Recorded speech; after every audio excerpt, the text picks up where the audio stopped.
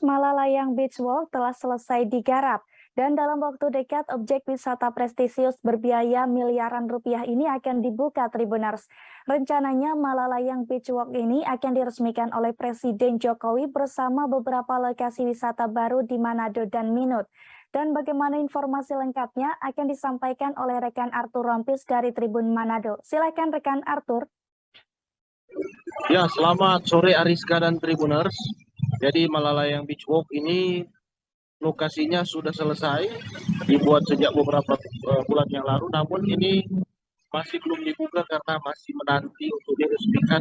Rencananya akan diresmikan pada tanggal 18 kemungkinan September tahun 2022. Namun meski belum diresmikan, tapi tempat ini sudah ramai dipadati oleh warga.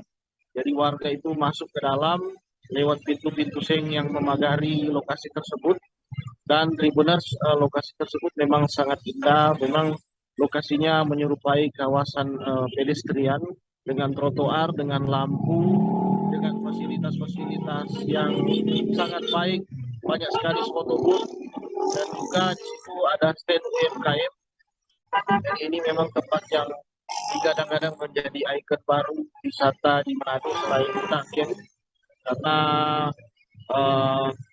pasca pandemi ini memang jumlah turis yang datang ke Manado sudah cukup tinggi, sudah cukup banyak. Jadi tempat ini akan lebih menstimulasi lagi dukungan kunjungan dari turis ke Kota Manado, apalagi turis-turis Asia Timur yang sangat suka dengan pesisir pantai.